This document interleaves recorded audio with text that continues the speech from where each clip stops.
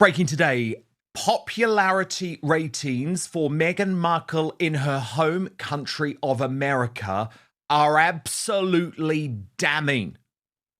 Newsweek, formerly an ally of the Sussexes, has revealed that not only are visits to the as ever, or was never, as Lady Colin Campbell calls it, website down, down, down, down, so too is her overall popularity in America, which means this whole mission has been a disaster. We're going to get into these figures and do a deep dive with royal YouTube sensation, according to Taz imminently. But before that, I just want to explain why this means People magazine is now becoming the official propaganda outfit for Harry and Meghan to quite a ludicrous extent. Like, the most recent headline says Meghan Markle's coastal kitchen has us eyeing rustic cake stands, floral plates, and more charming finds from $9. Now, can we just be honest about it? Because everyone knows their kitchen is gross, right? Like, I mean, I'm not a big kitchen guy, but there's a reason why Meghan never uses their own kitchen for her TV show or her photo shoots, because it's dark, it's dingy, it's dated, and apparently it's the laughingstock of the Montecito locals. So for People magazine to say that actually people are wanting these floating wooden shelves, copper cookware, and bamboo spoons was a new low. And Queen Esther has been doing some amazing work on this, and I want to take you through it. She asked this question: when did People magazine become Meghan Markle's spokesperson? Then she's done some great work, and we'll have a look at it, proving, and there are hundreds. So let's start running through them because it's ludicrous, but proving that they do now operate as a propaganda arm for the couple. She argued, People magazine has published an astonishing volume of Meghan Markle articles just in 2026 alone. Not major interviews, not award wins, not blockbuster projects, not cultural moments that actually dominated headlines. Instead, readers get a relentless cycle of product launches, Instagram recaps, outfit breakdowns, sweet family nods, vacation glimpses, and glowing lifestyle features. Month after month, the same stories recycled in slightly different packaging. The formula never changes. Meghan Markle, the devoted mother. Meghan, the loving wife. Meghan, the visionary entrepreneur. Meghan, the misunderstood figure. Meghan, the resilient success story. Different headline, identical narrative. After well over 100 articles in 2026 alone, and we're running through them all, can you see this? Built around the same themes and the same flattering framing, the question is whether they're functioning as journalists or as her personal mouthpiece. If the goal is to churn out endless celebrity fluff pieces with no pushback, context, scrutiny, or balance, then call it what it is: a celebrity image management platform disguised as reporting. People magazine has devolved into a captive mouthpiece for Meghan Markle's image rehabilitation machine. The archive speaks for itself. And we're just seeing all of these headlines, and I thank Queen Esther for that incredible research. And I noted one earlier this week too. Look at this. Meghan Markle hiked in the podiatrist-approved sneakers shoppers say feel comfortable. Now, she wore this once. She wore these sneakers once in Australia. Royally Sage pointed out Rachel is reduced to being an influencer. That is an embarrassing drop from being a working royal. So, Tash, what we have to start doing here is questioning, where are the financial links, firstly? Why are People magazine promoting Meghan Markle's shoes? Like, are they both potentially making money from this? That's my first question. Secondly, in regards to Queen Esther's question, I think we can be very clear. People magazine is no longer a journalistic enterprise. It has devolved into a captive mouthpiece for Meghan Markle's image rehabilitation machine. And I'm not saying it should be ignored, because you know I don't believe, Tash, in ignoring reporting.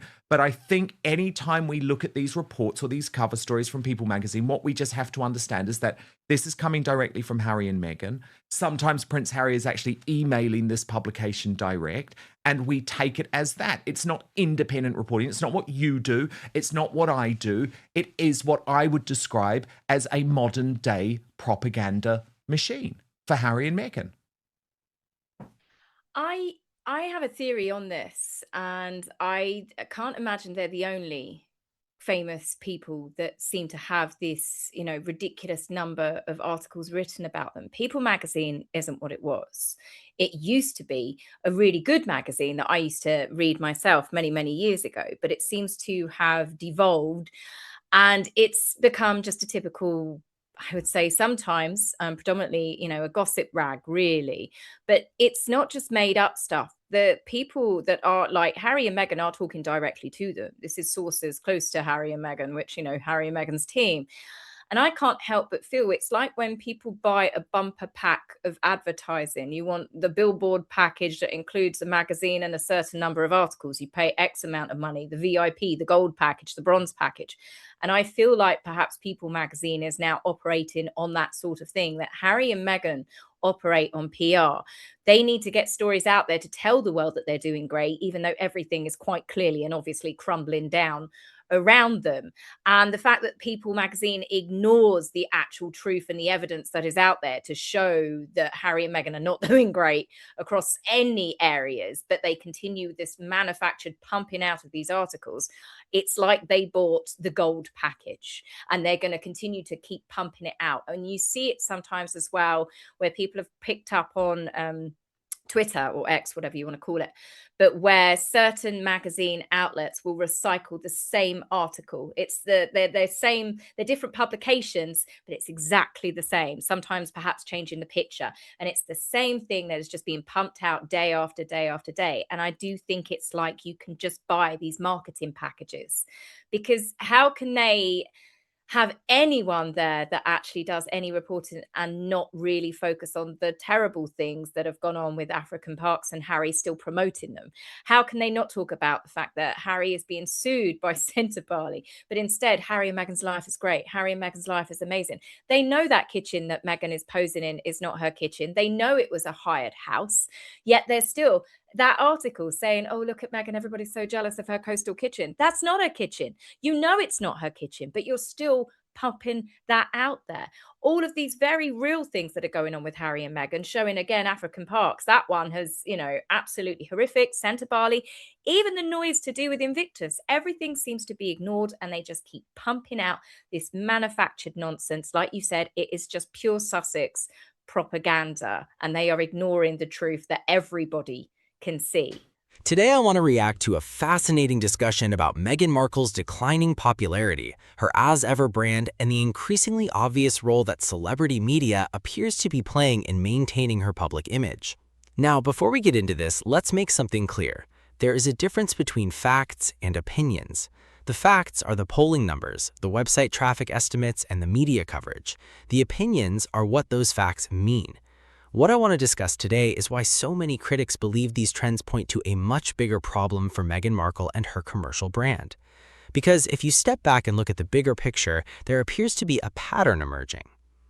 For years, Meghan and Harry have relied heavily on publicity, whether it was interviews, documentaries, podcasts, magazine features, speaking appearances, or social media content. The strategy has always seemed to revolve around remaining highly visible. Visibility itself is not a problem. The problem comes when visibility stops translating into popularity, and that is where the recent figures become particularly interesting. According to the numbers discussed, Meghan's net favorability rating among Americans appears to have fallen significantly over a relatively short period of time. At the same time, traffic to her as-ever website also appears to have declined. Now, nobody can definitively prove that one caused the other, but it is understandable why people are paying attention. Businesses are ultimately built on consumer interest. Consumer interest is often connected to public perception, and public perception is reflected, at least in part, through polling and audience engagement. If both of those indicators are moving downward simultaneously, it naturally raises questions. The first question is whether the launch strategy itself may have backfired. Think about how much Meghan-related content has been released over the last few years. There have been documentaries, interviews, magazine covers, lifestyle projects, business launches, product announcements, public appearances, social media campaigns, streaming content. It really is shifting daily. I mean, did you see the demo they dropped on Tuesday? And ongoing commentary about future projects. At some point, audiences can simply become fatigued. This isn't unique to Meghan Markle. It happens to politicians, it happens to celebrities, it happens to influencers, it happens to brands. There is a delicate balance between maintaining visibility and creating oversaturation. Many critics would argue that Meghan crossed that line. Instead of each appearance feeling significant, every appearance started to feel routine. Instead of every project generating excitement, every project started competing against the previous one for attention, and eventually the audience becomes less engaged. The second issue concerns credibility. One of the biggest challenges facing any public figure is maintaining consistency. People are remarkably forgiving when someone makes mistakes. What they struggle with is perceived inconsistency. Many members of the public feel confused about exactly what Meghan's brand represents. At various times, she has been presented as a royal figure, an activist, a humanitarian, a media producer, a podcaster, a lifestyle entrepreneur, a fashion influencer, a business founder, a wellness advocate, a public speaker.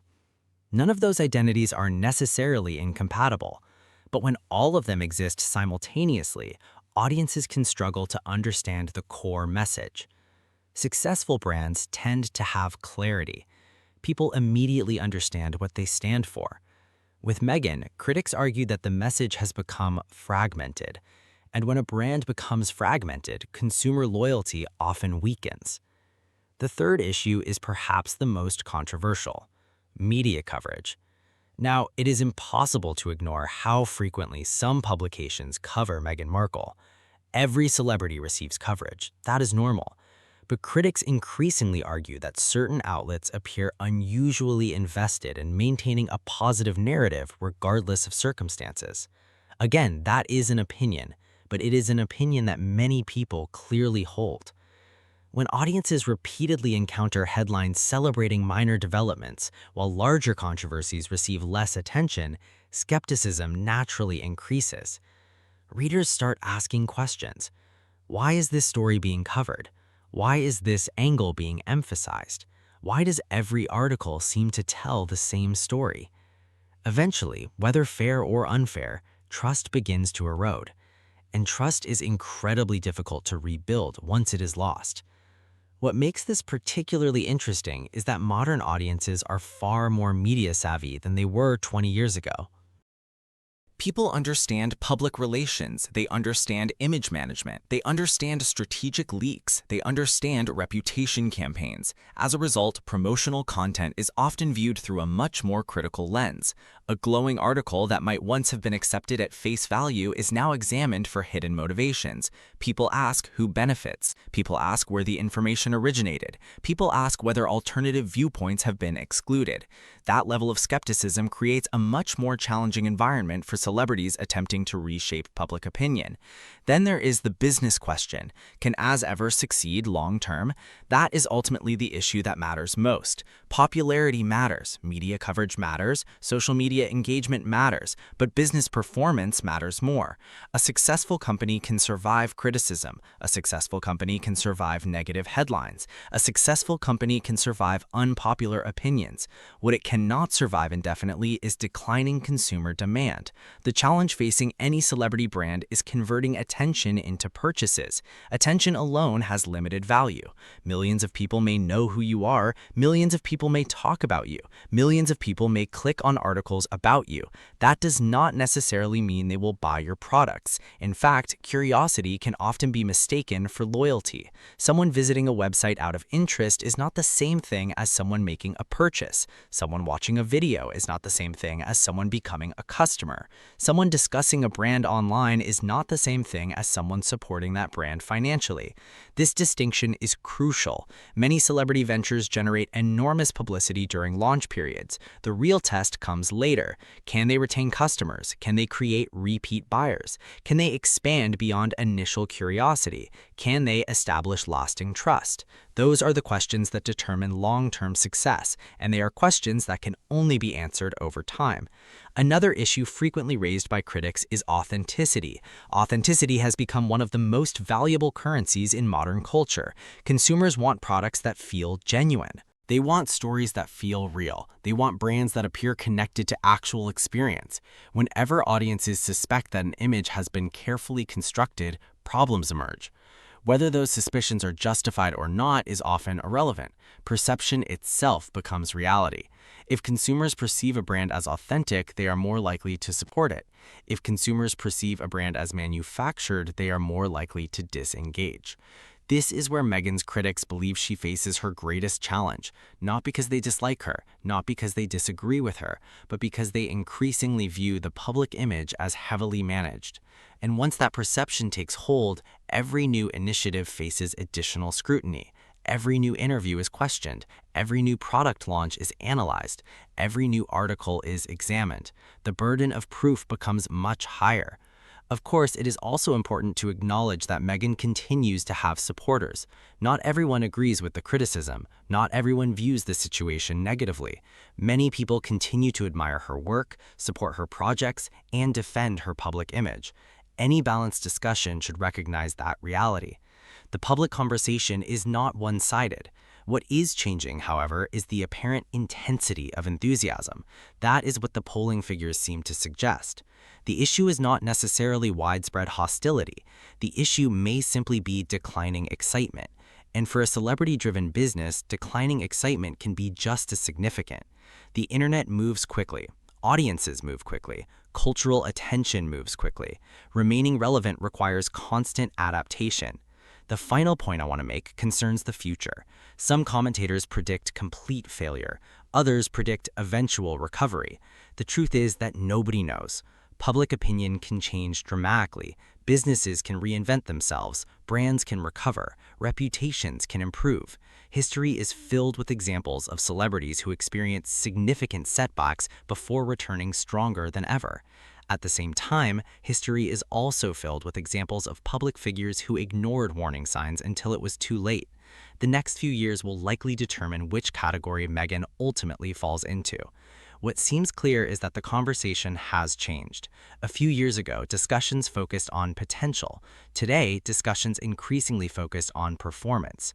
A few years ago, people asked what Meghan might achieve. Today, people ask whether current projects are succeeding. That shift matters, because expectations eventually give way to results, and results are much harder to manage through publicity alone. Whether one supports Meghan Markle or criticizes her, the numbers being discussed deserve attention, not because they provide all the answers, but because they raise important questions.